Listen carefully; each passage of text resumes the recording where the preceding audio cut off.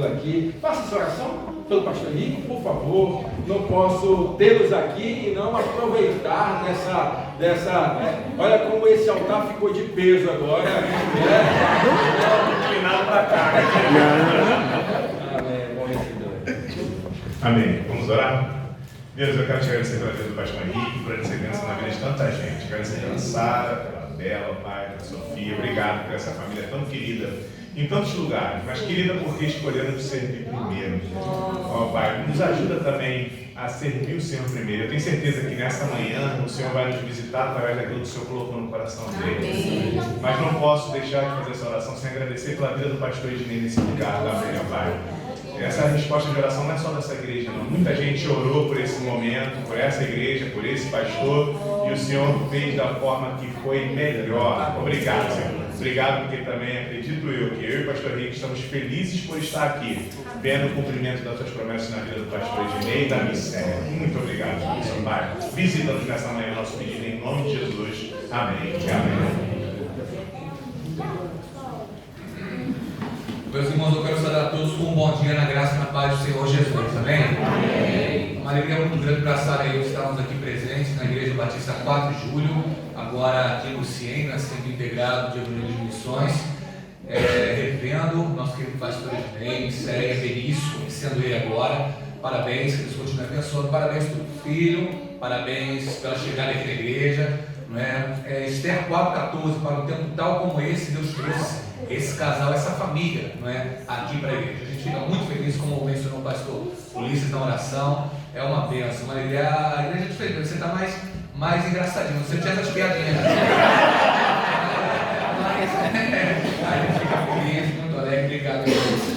E é muito bom a gente estar aqui com essa família, É bom a gente ver gente tão querida, tão preciosa, Maurício e Cláudio, daí essa família, é sempre bom. A Igreja Batista 4 de Julho, o CIEM, uma série de fatores e muita gente aqui do Vida Relevante. O nosso querido pastor Ulisses, eu acho que eu vi passando aí junto com o Luca, que estava por aí, não sei se a Ana está por aí também, Mas é uma alegria grande ver o pastor Ulisses, a família, ver aqui o Diogo, o Davi, Josi, Edilberto, sua família, tanta gente querida, tanta gente preciosa.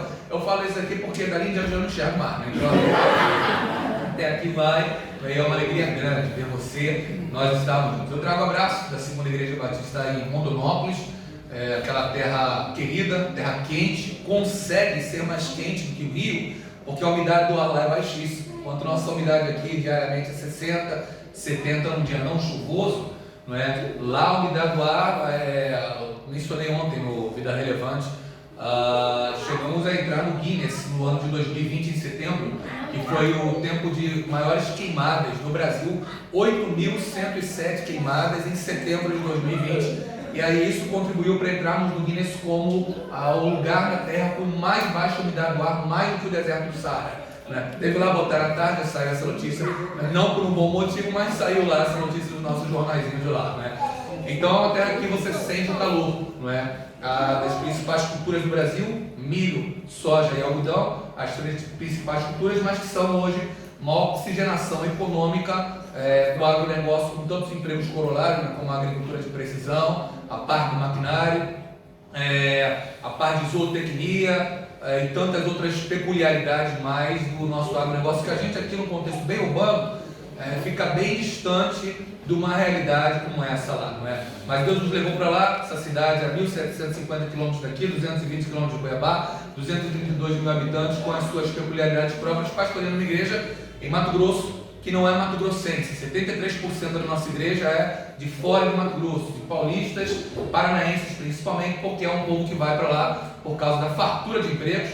Tem emprego sobrando lá, um dos poucos lugares que eu conheço que tem emprego, literalmente, realmente muito emprego sobrando, porque a construção civil extremamente aquecida, setor de empreendimento extremamente aquecido e muito emprego sobrando, que causa uma rotatividade muito grande de funcionários, porque já tem emprego sobrando, aí o funcionário, olha, eu vou aqui, mas não gostei, vou para ali, para colar. Então o nosso problema é a alta rotatividade de funcionários de empreendimentos, porque os empregos são muito grandes. Então o camarada construindo um prédio aqui, estou pagando a diária 95. O outro vai no prédio ali, fala, olha, minha diária é 100. Pega todo mundo que estava nessa construção, leva para lá. O outro chega e paga a diária 105. E aí você vai tendo essas rotatividades que vão gerando alguns gaps lá, peculiaridades nossas, né?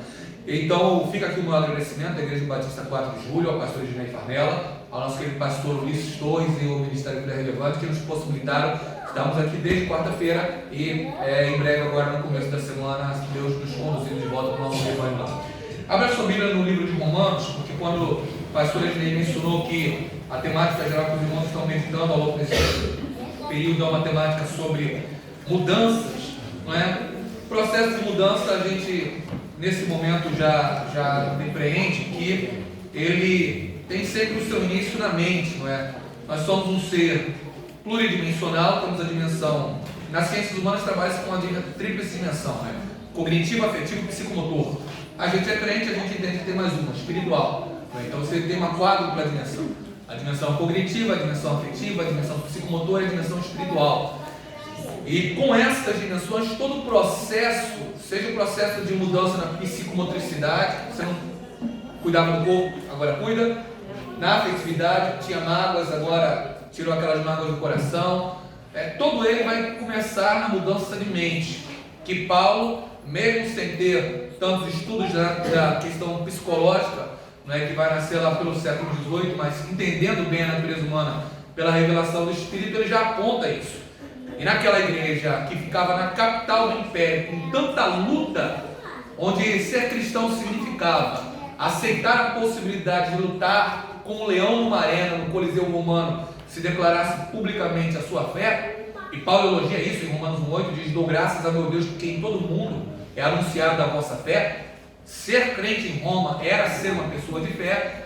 Ele vai falar sobre o modus operandi do cristianismo na vida de uma pessoa que tem que começar com um processo de transformação da mente, que é o coração no texto de Romanos 12, 1 e 2.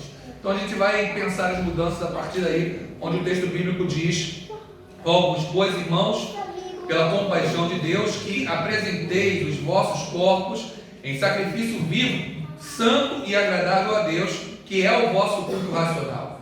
E não vos conformeis com este mundo, mas transformai-vos pela renovação do vosso entendimento, para que experimenteis qual seja a boa, agradável e perfeita vontade de Deus. A partir dessa palavra, a partir desse texto da carta, eu gostaria de pensar com os irmãos acerca de mudanças, não é o tema central dessa manhã, não é? Um retorno aqui, obrigado. E o projetor está para lá, então ponto para lá. Perfeito. Então, quando pensamos em mudanças, irmãos, hoje mudança de mente é um assunto muito conhecido, tem um livro aí publicado recentemente, né, Mindset, que uma tradução mais livre seria a mentalidade, a forma de pensar, a maneira de pensar, que hoje é muito comum falar-se sobre a mudança de mindset, a mudança de mentalidade. Mas a gente não tem como não retornar à Bíblia dizendo que esse assunto não é um assunto novo. É um assunto antigo, é antiquíssimo, onde Paulo ele já vai falar em relação ao novo assunto velho, que é a questão da metanoia, a questão da mudança de mente. João Batista já falava sobre isso. Quando ele diz: arrependei-vos porque é chegado vós o reino dos céus, em Mateus 3,2, o termo é metanoia, no us mente. Metá é você mudar, você transformar. Então, o arrependimento de Mateus 3,2 é a mudança de mente. Jesus já falava: não se põe vinho novo em odres velhos, do contrário, rompem-se os odres e você perde o vinho, mas você coloca vinho novo em odres novos. Ou seja, numa cabeça nova você tem que colocar o vinho novo, no entendimento novo você tem que colocar vinho novo. E Paulo já falava em Romanos 12, 2. Então, ao mesmo tempo que o livro de Mindset hoje vende demais, você tem aí Paulo já falando muito sobre isso, não é, em Romanos 12, 1 e 2. O texto é esse, não estranha não, é só para ficar bem claro. Você entendeu o que eu quis dizer, né? Claro, no sentido da gente ser fiel à palavra, né? Da gente tentar não inventar aquilo que o texto diz. Você vai entender, grego é português, né? E não vos conformeis com esse mundo. Olha aqui, ó. Tenta ver ali o SOS, sigma, sigma, SOS, cis, que vai ser uma partícula que vai significar junto com. Então tudo que tem sim, naquele caso cis, porque o S é símbolo N, né? Vai ser junto com. Aí você tem esquematizese. Esquematizese. Falando você já depreende o termo que vem daí em português. Esquema. Vem dali. Esquematizese. junto com o esquema. Não entre na forma, no esquema desse mundo. É o que Paulo está dizendo literalmente. Projetei o texto para a gente tentar entender literalmente o que Paulo quer dizer. Então ele está dizendo ali no começo: e cai, né? Não entre no esquema. É o que é traduzido por conformeza. Não entre na forma. É você ter a forma de bolo e você não entra naquela forma de bolo, naquela forma de cupcake. Você não vai entrar naquele esquema da forma. Você não vai entrar no esquema do mundo. Você não cabe nesse esquema do mundo. E não os conformeis to aione. Há 4 palavras para mundo. Aion é uma delas no grego. Significa a tradução adequada, a tradução que mais comunicaria em relação à questão de mundo, de aion, seria status quo. Mas você não pode traduzir grego para o latim, porque as regras de tradução exigem que seja no nosso próprio idioma. Então, como nós traduzimos status quo? É o sistema atual de coisas. Esse sistema que está aí. Bill Hull, no seu livro A Igreja, que faz discípulos, ele diz que status quo pode ser traduzido por essa bagunça que está aí. É o esquema bagunçado, é o status bagunçado, essa loucura que está aí. Então, Paulo vai dizer, e você não entra no esquema do status quo. Quando a gente chega, já tem um status quo pré-estabelecido. Seja no trabalho, seja na faculdade, já tem uma maneira do pessoal ser, pensar e agir, um modus operandi, um modus paciente. E nós temos que não entrar nesse status quo, não entrar no esquema desse status quo, mas transformá-los, olha ali, transformá-los, metamorfosim, sofra uma metamorfose, é o que Paulo está dizendo. O que é traduzido por transformá-los, literalmente você mude de lagarta para borboleta, você sofre uma metamorfose. Então não entre no esquema desse status quo, mas sofra uma verdadeira metamorfose, mude a sua forma, mude a forma de ser, de pensar e de agir. Sofra uma metamorfose pela renovação, anakainose, kainó. Aí há uma diferença, renovação. Você tem 2 termos para novo em grego. Neos, novo em cronologia. Não é? Benício é neos. Benício é novo, cronologicamente falando. Não é? E você tem kainon, novo em qualidade. Vinho novo, não é? Novo em qualidade, qualitativamente novo. Então ali o termo para renovação é novo em qualidade, não em cronologia. Não é? Então está lá. E não entre no esquema desse status quo, mas sofra uma metamorfose pela renovação e qualidade da vossa mente. Eis é diferente de rina, por isso que eu coloquei ali. Nós temos um para só em português, mas que pode traduzir finalidade ou consequência. Para que nós estamos aqui hoje? Estamos aqui para adorar a Deus. Finalidade, se para de finalidade. Não é? Para onde você vai ao sair, Henrique? Eu vou para a casa dos meus pais buscar a Sofia e Isabela. Para no sentido de em direção a. Nesse sentido. Aquele para é isso. É o para eis, no sentido de em direção a, como consequência. Então, quando você não entra no esquema desse mundo, sofre uma metamorfose, tem a sua mente com uma nova qualidade, aí tem uma consequência. Esse para de finalidade. Não é um para de direção a. Você vai naturalmente experimentar o quê? A boa, agradável e perfeita. Aí o texto coloca aqui, a telema, não é do teu, vontade de Deus. 2 vontades no grego. Vontade como boulomai, desejo. Vontade como telema, propósito. Então o texto está dizendo que se você renovar a mente em qualidade, pelo ensino da palavra, naturalmente você vai ter o propósito de Deus estabelecido na sua vida de uma maneira boa, agradável e perfeita. Então olha o que o texto diz. E não entre no esquema desse status quo, mas sofra uma metamorfose pela maneira de pensar nova em qualidade na vossa mente, para que consequentemente você possa experimentar o propósito de Deus que é bom, agradável e perfeito na sua vida.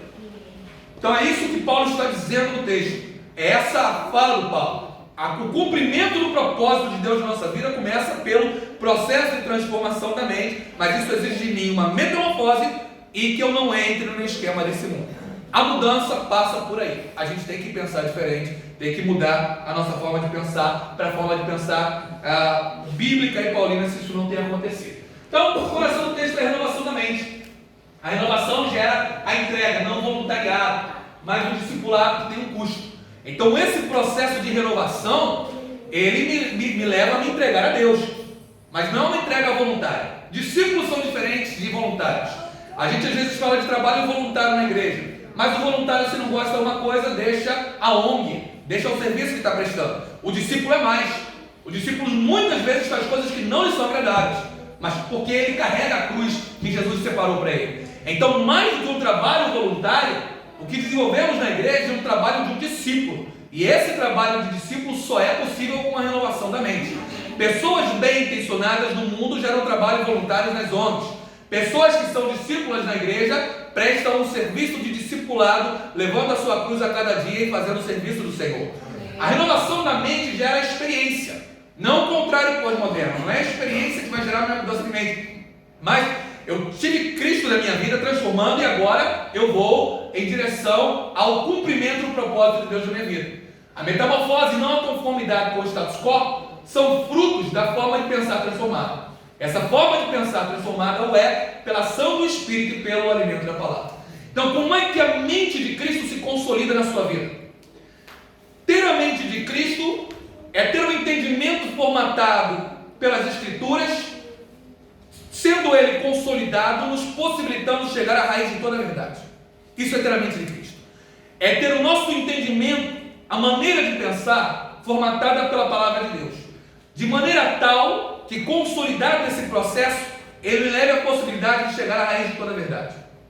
Já disse isso aqui algumas vezes, e alguns amigos que estão aqui de longa data podem se lembrar. Chega um menino na faculdade, vai fazer, está lá, ainda muito novo, 17, 18 anos, aí vai, passou o final de semana na chopada junto com os amigos, ficou muito na fossa, na deprê, e aí chegou lá no primeiro tempo, procurando o sentido da vida, procurando o que é o homem, como preencher o vazio do coração, e pergunta: professor, primeiro tempo de introdução à filosofia, por favor, me diga qual é o sentido da vida, por que eu estou aqui, quem é o homem? Ele disse: meu filho, você não sabe o homem não. Ludwig Feuerbach, o homem projetado num Deus que não existe, aquilo que ele gostaria de ser e não é. O homem é tipo um super-homem e projeta esse super-Deus. Então, meu filho, você é um super-homem, não fica na dificuldade não, não fica na tristeza não. A minha não, isso não me satisfaz, isso não preencheu a minha vida, isso não é a resposta. Segundo tempo foi para uma aula de sociologia, chegou lá batendo no professor, eu estou procurando o sentido da vida, estou na fossa, aí final de semana não foi bom e tal, me dá uma direção, qual é o sentido da vida, o que é o homem, para que o homem existe? Meu filho, você não sabe o que é o homem não? Jean-Paul Sartre, o homem é uma bolha vazia flutuando no mar do nada. Você está na fossa, explode logo, meu filho, sai desse mundo. Não, professor, que é isso? Não, Sartre não dá não, isso aí está pesado para mim. O Bereano, que está do lado dele, recebeu a informação de Ludwig Feuerbach, o homem é um super-homem, recebeu a informação de Sartre, que o homem é uma bolha vazia flutuando no mar do nada, e está pensando lá: não, peraí.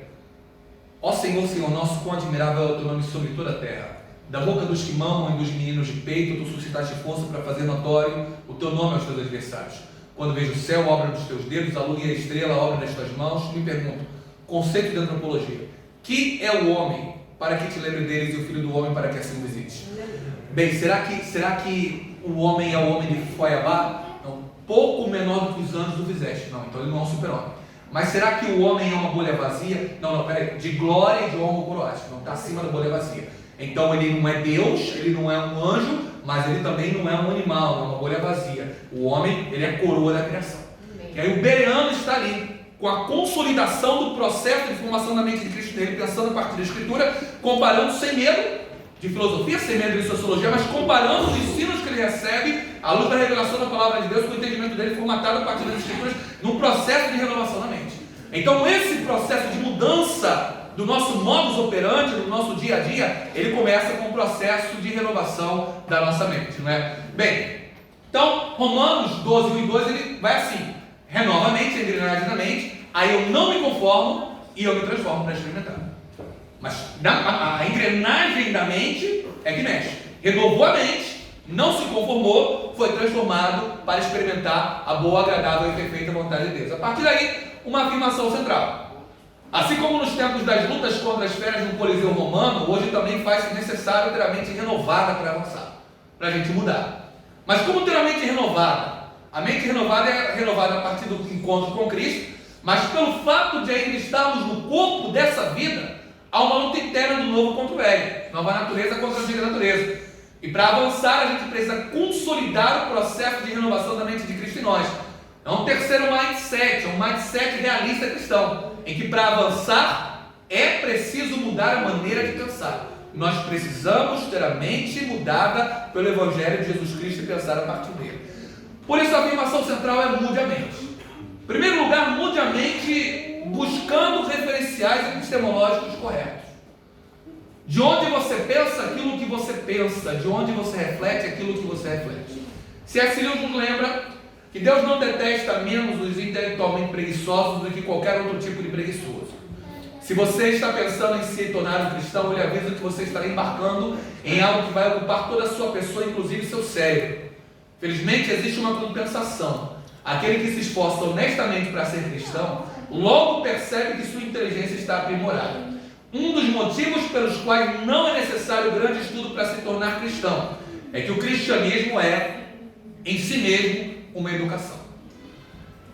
Dr. Shedd, no seu livro Teologia do Desperdício, publicado em 2004 pela Shedd Publicações, ele diz: quando nós não utilizamos toda a energia mental para a glória de Deus, cometemos o pecado de desperdício de energia mental.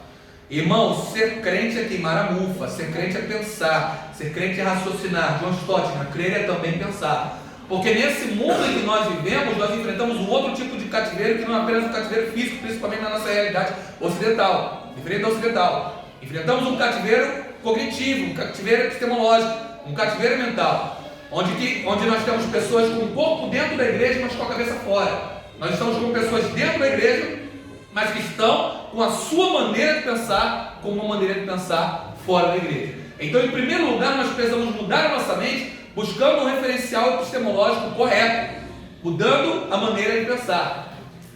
Cristo é a chave da nossa maneira de pensar. Mas qual é o problema? O problema é que nós somos um povo que tem a verdade encarnada, que é Cristo, no tempo da pós-verdade. Nós estamos no tempo da verdade, com o Senhor da verdade, vivendo a verdade, pregando a verdade, mas no tempo da pós-verdade. Matthew D'Ancona escreveu um excelente livro, um jornalista publicou em 2017, chamado Pós-Verdade. E nesse livro, onde ele fala da pós-verdade, ele diz que na saída da Inglaterra do mercado comum europeu e na campanha de Donald Trump para a eleição norte-americana, o termo pós-verdade, nesse meio, foi eleito como a palavra do ano em 2016 pelo dicionário de Oxford. Então, o que é a pós-verdade? Pós-verdade é a mentira mascarada. Pós-verdade é a não-verdade. Pós-verdade é você trabalhar com as emoções mais do que com a verdade propriamente dita. Você trabalhar com sentimentos muito mais do que com dados e fatos. Isso é a pós-verdade. E nesse tempo em que nós vivemos, na contemporaneidade, trabalhando com a maneira de pensar, a pergunta é: como ser o povo da verdade no tempo da pós-verdade? João 10,41, o texto diz: ora, João Batista não fez sinal nenhum, mas tudo que João Batista disse acerca de Jesus era verdade. João não abriu o mar, João não fez machado flutuar, João não operou milagres e maravilhas, mas João disse a verdade sobre Jesus. Então, quando nós mudamos a nossa forma de pensar, nós temos que ser um povo que pensa diferente e pensa a partir da verdade. Desdobramentos práticos. Você tem conseguido falar a verdade para a sua família, para as pessoas ao redor? Você tem conseguido chegar em casa e conversar abertamente com o seu cônjuge sobre aquilo que precisa para melhorar o seu relacionamento? Você tem vivido uma vida onde os seus liderados, onde as pessoas da sua seção, onde as pessoas da sua gerência, você pode chegar claramente e dizer: olha, vou ter um papo franco, amoroso, mas aberto com você. Você precisa mudar, você precisa melhorar, você precisa modificar. Porque quando nós vivemos uma vida em que não acostumamos a falar a verdade, isso vai gerar uma série de problemas. Veja você, eu comecei a dar aula no Seminário Teológico Betânia em 2006. E eu dava aula numa escada ali, numa sala ali, acho que era a sala 6 ou 7, que ia logo depois da escada. E a sala 6 da outra ali é dividida por um tapume. Dava aula de manhã, muito empolgado, muito animado. Falava mais ou menos umas 10 vezes mais rápido do que falo hoje, mas 5 vezes mais alto do que falo hoje. Mais alto do que mais rápido. Velocidade 12. Rápido, rápido, rápido. Passou o semestre, de vez em quando o vizinho ficava chateado, batia no tapume do lado, falava: vizinho, fala mais baixo, está atrapalhando a aula, vizinho. E eu ia moderando um pouco lá. Nosso querido e amoroso pastor Leandro, uma vez me chamou para conversar naquele semestre, falou: Henrique, muito interessante, estou feliz aí com as contribuições, feliz com a aula, feliz com a teologia e tal, mas eu quero te dar 2 conselhos. Primeiro, fale mais devagar. Segundo, fale mais baixo. O conteúdo é bom, a aula é boa, mas os alunos perdem alguma anotação que gostariam porque você fala rápido e você fala alto. Então você pega uma água, bota ali, quando você virar para o quadro, você não fala enquanto virar para o quadro, porque eu reparei que quando você vira para o quadro, você escreve, você está falando enquanto você escreve. Então quando você virar e escrever, você não fala, porque aí você ganha um tempo, os alunos copiam alguma coisa, você vai promovendo alguns expedientes para ali. Você vê que eu estou em processo de transformação, mas já diminuiu. Está um pouquinho mais devagar, pastor Reginei, né? Já está um pouquinho mais devagar. A Josi e Davi me conhecem há longo tempo. Então, nunca ninguém tinha me dito isso, claramente, amorosamente, gentilmente, não é? E ele foi colocando alguns expedientes que eu poderia utilizar para ser um freio ali naquela caminhada, um pouco mais reticente. E quase cada fala, cada aula, cada pregação eu lembro dele. Falou a verdade e falou a verdade em amor. Eu cresci com isso. E eu vou tentando desenvolver isso lá na igreja, vou tentando desenvolver isso com um irmão, com outro, falando a verdade e falando a verdade em amor. Irmãos, é proveitoso, é abençoador, é libertador. Em primeiro lugar, eu queria convidar você, nesse processo de mudança, a você, seja sendo membro da Igreja Batista 4 de Julho, seja sendo membro de uma outra igreja, estando aqui convidado, a desenvolver essa característica tão contrapontual no tempo chamado hoje, a viver e falar a verdade em amor.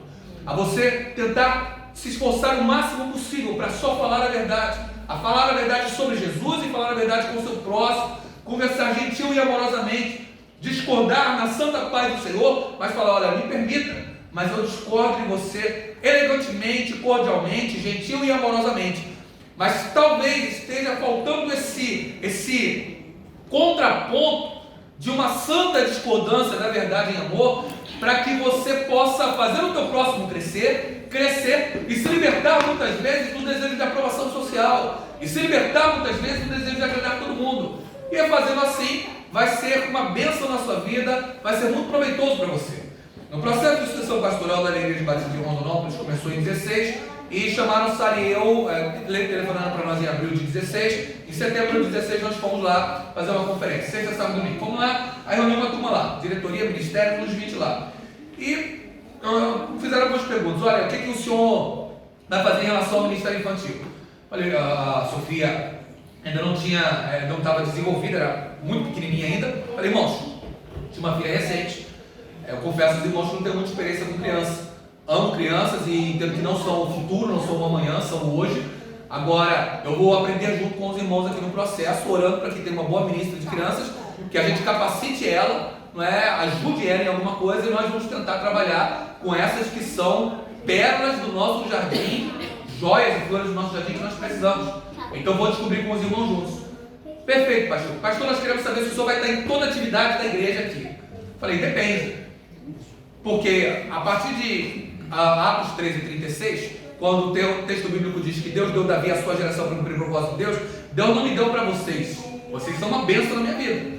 E vou servir com todo amor. Mas eu não sou só de segunda de Rondonópolis. Eu sou da Sara, eu sou das crianças, eu sou do Betel, eu sou do reino, eu sou das conferências, eu sou da geração. Deus me deu para a geração. Na geração, Deus pegou e dividiu uma parte com Rondonópolis. Então, se você marcar, a gente organizou tudo com antecedência, a gente vai fazer tranquilo. A gente organiza e coloca na agenda. Agora, não pode você, em cima da hora, querer que eu desonre a minha palavra palavrada com alguém, e você, por falta de organização, me chama para estar aqui. Ué, pastor, então o senhor está querendo dizer que não vai estar? Não estou dizendo que eu não vou estar. Eu estou dizendo que eu vou estar, mas tudo tem que estar organizado. Mas e se o senhor não estiver fazendo nada e a gente assinar o senhor? Falei: não, aí eu não vou, mas o senhor não vai estar fazendo nada. Você não entendeu.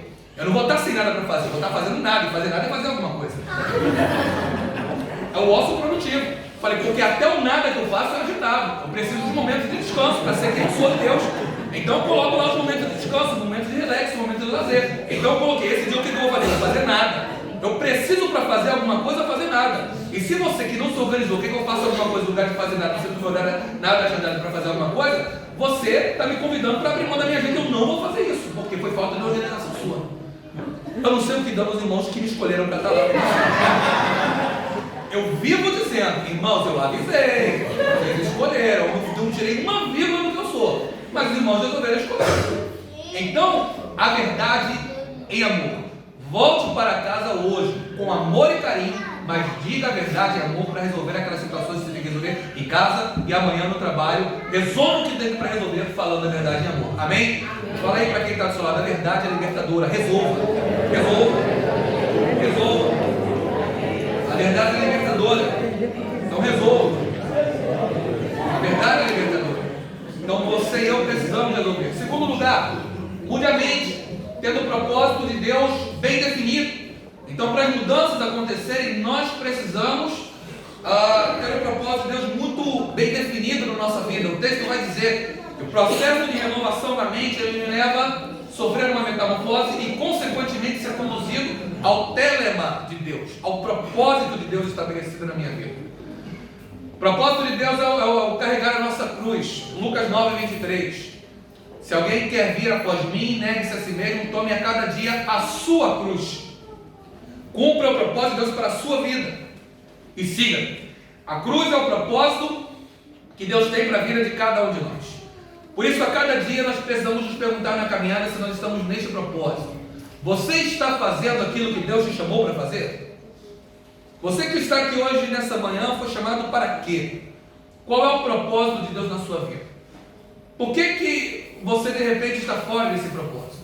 Quando a gente fica fora do propósito de Deus, a gente arruma um bocado de coisinha para encher a nossa agenda, aí se sobrecarrega, bota um bocado de coisa lá, vou fazer isso, vou fazer aquilo, vou abrir um empreendimento, vou fazer negócio, tal. Deus tem misericórdia, abençoa, ganha dinheiro, faz alguma coisa e tal, mas fica aquele sentimento de irrealização no coração. Por quê? O sentimento de obsolência nos ronda quando nós perdemos o sentido de propósito. Aí a gente começa a se questionar, por que eu estou fazendo o que eu estou fazendo? Não tem sentido. Ninguém está vendo, não dá fama, não dá dinheiro, não dá poder, por que eu estou fazendo isso?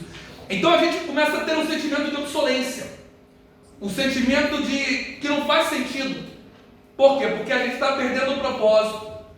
Aí a gente precisa arrumar um bocado de subterfúgios para preencher aquele sentimento de vazio, aquele sentimento de ausência de propósito. O Alexander Solzhenitsyn, um literato russo, ele diz que a nossa geração ela é farta de desejos por direito, mas ela é carente de sentido e de propósito. Então a nossa geração é a geração que se multiplicam as faculdades de direito, mas se rarefazem as disciplinas de dever. Tem gente aqui da geração X, estou com 44, ali meu pessoal, né? Mas a Y ainda pegou um pouquinho, mas foi terminando ali, e na Z já não tem, que eram as disciplinas de OSPB, Educação Moral e Cívica, ter aquela raridade de levantar na sala de aula quando o professor adentrava na sala de aula. Então, tiraram as disciplinas de dever e multiplicaram-se as faculdades de direito, porque hoje as pessoas querem o seu direito, mas poucas desejam o seu dever. Nesse tempo, rarefazem-se as pessoas que querem e têm certeza do seu sentido, do seu propósito. Eu não lembro qual foi o jornal publicado, eu falei isso ontem lá no Ministério da Vida Relevante. Depois eu posso mandar a foto para você, tem uma tela de PowerPoint nosso lá. Mas fizeram uma pesquisa com um recorte de 2.000 jovens da geração Y. Qual o seu sonho para os seus próximos anos? 75%, Isaías, do pessoal, daqueles 2.000 adolescentes do recorte da pesquisa, disseram: meu sonho é ser influencer. Meu sonho é ser influencer. Faltou matemática, né, Ednei? Porque 75 é ser influencer, só tem 25 para influenciar. Então, são 3 influencers para cada pessoa. Pelo menos, né? Tem mais gente querendo ser influencer do que ouvir. A nossa geração quer mais falar do que ouvir. Então, o nosso tempo é o tempo em que a geração não ouve. Por isso, o Apocalipse repete tantas vezes: quem tem ouvido para ouvir, ouça. Porque o tempo de Apocalipse, o tempo do fim, seria um tempo em que as pessoas perderiam a capacidade de ouvir. E quando se perde a capacidade de ouvir, a beligerância, nasce a guerra. Porque nós não queremos ouvir, não se ouve, não há diálogo, nasce a guerra. Então, uma geração que qualquer coisa você fala é beligerante. Você vai para o Face, você vai para o TikTok, você vai para o Insta, você faz um post Tem gente que não posta nada, mas fica ali como um abutre, olhando quem vai postar para tentar matar a pessoa e comer a carcaça dela no final, mas ela não produz alguma coisa. A vida dela é simplesmente contraproducente, porque ela está ali e ela só quer guerrear, só quer guerrear, só quer guerrear, porque ela quer contra-argumentar em cima de uma palavra, mas não tem uma produção para fazer. Nesse tempo em que não se há uma produção para fazer, nós precisamos estar muito cientes do nosso propósito. Para que Deus plantou a Igreja Batista em 4 de julho e qual é a missão dela nesse tempo? Assim que nós assumimos a segunda Igreja Batista de Rondonópolis, nós pregamos 10 mensagens numa sequência de mensagens do que o que é ser igreja para hoje. E nós chegamos a uma conclusão. A segunda Igreja Batista de Rondonópolis, naquele momento, ela não tinha tanta clareza de qual era a missão dela, porque ela estava no mundo, porque ela existia. Ela também não tinha tanto conhecimento em relação à questão da atualidade do seu entorno. Ficamos muito bem localizados lá. Nós ficamos num triângulo, a ponta de um triângulo, e muro com shopping, na localização mais central da cidade. No nosso entorno é uma pista de caminhada. Então todo mundo vê a gente ali na cidade. Só que a igreja ela se ensimismou, ela se fechou completamente. Uma primeira coisa que nós fizemos foi colocar janelas de blindex para ficar mais claro, para todo mundo que passasse na caminhada, olhasse o louvor e a adoração, para gerar um desejo de busca, para gerar um desejo de querer estar ali, aquela fome e aquela sede de estar ali, mas para ficarmos claros da cidade, para nós não nos fecharmos em relação à cidade. E fomos esclarecendo o propósito de Deus para a segunda Igreja Batista de Rondonópolis, para nós tentarmos entender por que nós estamos aqui. Cada ministério existe em torno de um propósito. Então nós temos o propósito de adorar, nós temos o propósito de servir, nós temos o propósito de comungar, nós temos o propósito de proclamar, o propósito de ensinar. Aí você tem os propósitos, os ministérios de faixa etária, ministério de jovens, adolescentes, infanto juvenil, ministério de terceira idade, ministério de homens, ministério de mulheres. Eles estão ligados ao propósito de comunhão. Vocês existem para gerar comunhão na igreja, para cultivarem relacionamentos. Aí nós temos o ministério de missões, o ministério de evangelização, o ministério de discipulado, estão ligados ao ministério de proclamação, o ministério da palavra. Então nós estamos fazendo um organograma e mostrando à igreja que temos que saber o que estamos fazendo, para termos propósito naquilo que estamos fazendo e sabermos alcançar aqueles resultados e cultivarmos o que Deus deseja da nossa vida. Então você está fazendo o que é para você fazer? Qual é o propósito de Deus para a sua vida? Pastor, eu fui chamado para missões. Então por que você está querendo ganhar dinheiro atrás de dinheiro, se o que arde no coração é quando alguém testemunha sobre missões? Ah, pastor, eu fui chamado para o ensino. Então por que você está se metendo lá no meio do ministério de louvor e gastando tanto tempo investindo em tanta coisa que às vezes não tem nada a ver com aquela questão do ensino? Porque você está tentando preencher a sua agenda com uma série de subterfúgios e informações que no fundo, quando você deita a cabeça no travesseiro, há aquele sentimento de vazio, de que falta pontualmente seguir aquilo que Deus reservou para você nesse tempo. O meu convite, em segundo lugar, para nós que desejamos a mudança amorosamente nesse tempo, será que Deus deseja para nós nesse tempo? É fazermos a leitura da sociedade. Quem é a sociedade hoje? Quem é o tempo? Qual é o tempo que nós vivemos hoje? E aí observar para nós como igreja e como indivíduo, estou cumprindo o propósito de Deus na nossa vida para alcançar esse tempo, para alcançar essa sociedade vigente? Eu fui chamado recentemente, amorosamente, por um determinado seminário em outro estado da nossa região, e o seminário ele colocou uma série de temas. O tema era liberalismo teológico, pós-modernidade, era a hermenêutica liberal, etc e tal, para fazer alguns contrapontos a isso. E a fala do condutor do seminário tinha sido: Henrique, nós queremos dar um processo de atualização ao nosso seminário. Aí me deu os temas. Você aceita as sugestões? Perfeitamente, aceito. Olha, a atualização de vocês era para ter acontecido na década de 2000 a 2010. Essa atualização de vocês já é a versão 2.0, já está mais ou menos na 5 ou na 6. Então hoje isso já é ponto pacífico. A pergunta hoje é: quais são os desdobramentos da inteligência artificial para a vida, obra e natureza da igreja? Porque a inteligência artificial, você já leu as reportagens aí, já viu. Já está criando filhos, já está entendendo-se como uma inteligência autônoma e já está gerando problemas até para o pessoal do Google e tantas outras coisitas mais. Primeira igreja evangélica entra no metaverso. Quais são os desdobramentos para a martiologia teológica da vida da igreja em relação ao metaverso? Pastor, troque miúdos. Sim. Mencionei lá ontem no nosso querido Ministério Vida Relevante. Você tem um jovem aqui, adolescente, que chegou e foi para uma gandaia, foi para uma noitada lá no metaverso. Aí chegou lá. Teve uma série de situações íntimas antes do tempo. No virtual, no real não. Gerou um escândalo na adolescência da igreja, gerou um escândalo no Ministério Jovem da igreja. Aí o pastor chegou para conversar. Falou, meu filho, como é que você faz isso? Pastor, mas eu não fiz nada, isso não existe. Isso é eletrônico.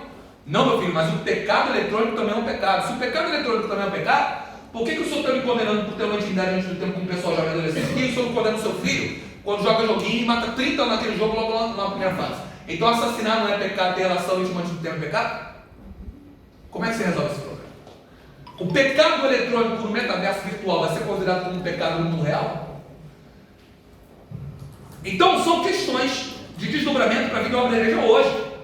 Então, metaverso, revolução 4.0, inteligência artificial, que estão aí nos livros dos nossos jovens. Veja o livro do seu filho, o material didático que ele recebeu. Está lá, muitas vezes ele conversando com a Sofia, aquela robô já com inteligência artificial, conversando, falando com todo mundo. O projeto Falcon e o projeto Dove, com os drones em formato de falcão de pombo, vendo tudo em todo lugar. Digita lá depois no Google, no YouTube, projeto Dove, projeto Falcon. E você vai ver aí os pombinhos que a gente anda sendo parecido com um pombinho idêntico. Drones que veem tudo e todos. Uma série de outros fatores. Por que eu estou dizendo isso? Porque a leitura da sociedade nesse tempo é exigida de nós como igreja, e a auto-leitura nossa também é exigida para quê? Para que nós pontualmente declaremos o caminho de Deus. Porque o perigo da obsolência nos ronda quando nós estamos respondendo a perguntas que ninguém fez e deixando de responder a perguntas que todos gostariam de saber. O povo não está perguntando mais hoje sobre a questão de dinossauro, tricotomia, dicotomia ou se Adão tinha um umbigo. O povo hoje está fazendo novas perguntas. Quais são os desdobramentos para a vida da igreja em relação ao metaverso? E a gente fica perguntando por que o adolescente não vem para a igreja? Porque o adolescente tem outra vibe, completamente diferente, que a gente precisa tentar antená-lo, mas linkar com o assunto teológico, trazendo luzes para ele entender o tempo em que ele vive e transformá-lo. Mudança. Você está no centro do propósito de Deus para a sua vida e fazendo leitura nesse tempo? Pergunta aí quem está do seu lado, e aí, quantos livros você já mandou para dentro esse ano? Quantos livros você já leu esse ano? E aí, já se atualizou? Já leu? Já foi? Como é que está aí a leitura? Está atualizada?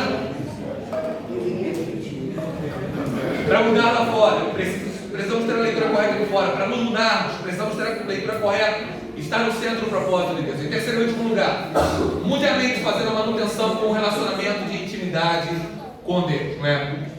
A manutenção de um relacionamento de intimidade com Deus. Hernandes Dias Lopes nos lembra, citando o Martin Lloyd Jones. Atualmente nós somos gigantes do culto, mas pigmeus na oração. Não podemos, no processo de mudança, apenas adotar uma nova forma de pensar com uma nova epistemologia. Não podemos apenas, só simplesmente ter a leitura do tempo de uma maneira adequada e buscar o propósito de Deus na nossa vida, se isso tudo não for regado na base de muita oração. Nós precisamos orar mais, irmãos. Me parece, eu falo aqui com muito medo de errar, que Robert Ball já nos lembra, nós somos fadados a falar do nosso próprio tema a partir dele, então podemos incorrer em erros. Mas me parece que nós vivemos em um dos tempos que menos se ora na história da igreja. Por que eu estou falando me parece? Não vivi em outros tempos para saber. Estou falando pela leitura de livros, estou falando pela leitura de biografias. Mas nós temos dificuldade de apontar nesse tempo homens santos e mulheres santas de referencial de oração nas nossas igrejas. Já tivemos mais gente. Mas esse tempo, quem é que nas nossas igrejas nós podemos dizer? Aquela pessoa mergulha profundamente em oração. Não é só mandar a mãozinha, não é só dizer eu vou orar. É a gente ter certeza e a sensação e a percepção de que tem gente orando e sustentando por nós em oração. A revelação de Deus que muitas vezes nós só obteremos em uma profunda oração, somente no caminho. Então, para ter a mudança que nós precisamos, nós vamos precisar receber algumas coisas de Deus na parte da revelação, na parte da oração.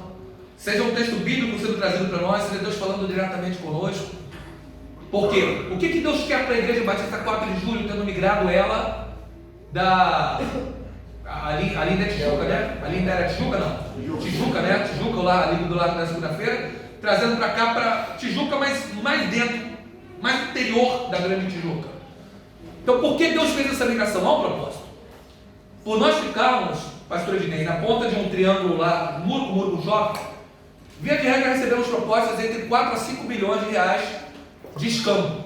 Pastor, a gente constrói um templo novo onde o senhor quiser na cidade, escolhe, mas a gente quer essa conta. Eu digo não. Por quê? Tá barato o que a gente está oferecendo? Está pouco? Não.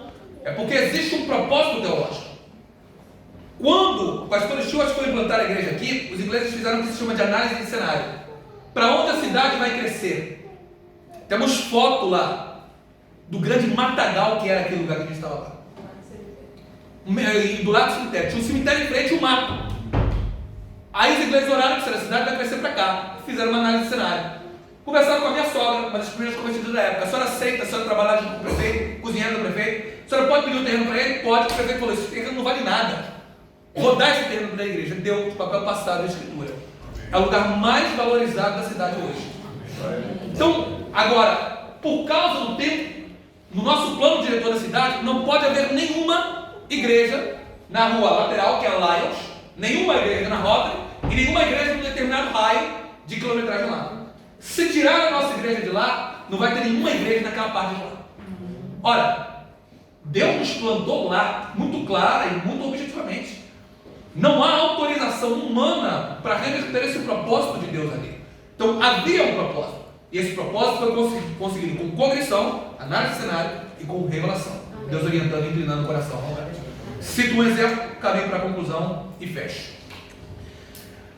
Mudanças muito significativas na sua e na minha vida precisam ser na base da oração, porque há coisas, revelações profundas e mudanças da parte de Deus muito significativas que só vai ser conseguido dessa forma. Eu sou paraibano de nascença, Campina Grande. Minha mãe estava grávida, foi visitar minha avó e teve lá. Você já reparou pelo meu sotaque nordestino como paraibano ou seu, não é? Paraibano que não gosta de jabá com girimum. Fui criado no Rio de Janeiro.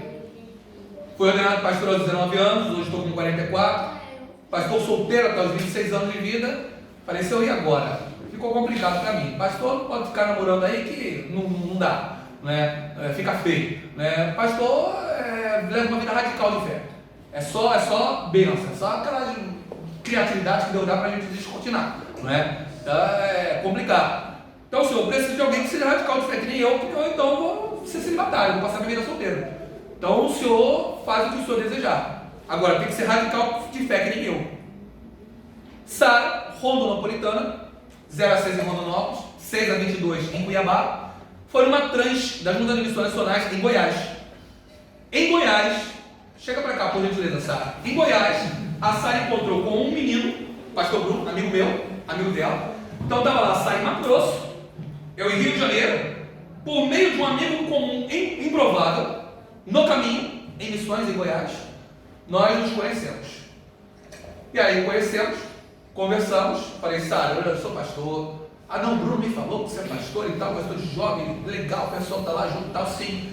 Só que eu sou um pastor diferente, um pastor bem radical, não é? No sentido de fé, porque a vida de pastor não é fácil. Você aceita ou não aceita. Tem que orar muito para ser esposa de pastor. Aí fica o pessoal aí meio diferente querendo ser esposa de pastor, e não é por aí. É chamado, que a pedreira é grande, não é? Aí falei, olha, eu quero fazer 3 perguntas para você. A primeira, você aceita namorar comigo? Ai, aceito. Vai lá, aceitou. Então, segunda pergunta para você, sabe? Você aceita noivar comigo? Já é assim? Não aceito noivar. Mas a terceira pergunta que eu queria saber é se você aceita casar comigo. Ah, é? Tudo no mesmo dia e na mesma hora. Eu aceito, mas você não acha estranho? Não, meu pai e minha mãe namoraram, noivaram e casaram em um mês. Falei, então vamos marcar para quando? Não, vou marcar para mês que vem, não. Aí fica muito em cima, daqui a 4 meses. Nos conhecemos em dezembro de 2003. Casamos em 10 de abril de 2004. São 18 anos, né? 18 anos de casamento, então nós temos até então. Irmão, se eu escolhesse, ia escolher no Rio de Janeiro. Se ela escolhesse, ia escolher em Mato Grosso. Se eu escolhesse e ela escolhesse, não escolheríamos da maneira de viver. Ela vem do céu para a terra, para mim. Ela é simpatia pura. Eu sou essa cara fechada, mal-humorada muitas vezes. Ela é natureba. Eu sou oleoso, gosto de podrão, amo o Gomes. Ela é doutor Dolira, eu gosto, conversa com a ave, parece a Branca de Neve, ando passarinho em cima dela. Eu tenho refração em animais. Ela é juntinha, afastadinha, é juntinha, gosta de chamego, eu sou afastadinho.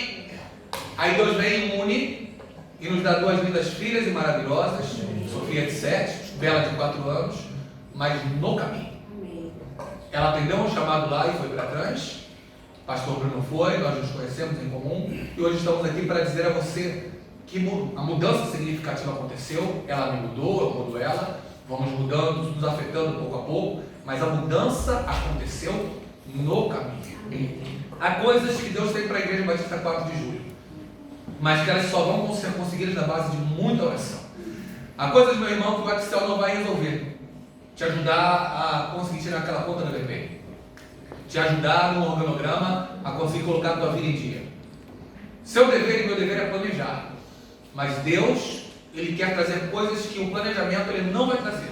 Você só vai conseguir na base da revelação, da oração, da profunda intercessão, para que a glória seja dele e nunca da nossa capacidade.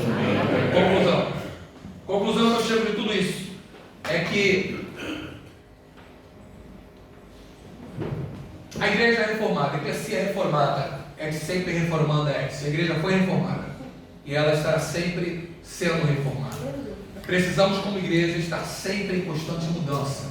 É a proposta dos reformadores. Mateus 13:52. Todo bom espírito é semelhante ao pai de família, que tem no seu tesouro coisas novas e coisas velhas.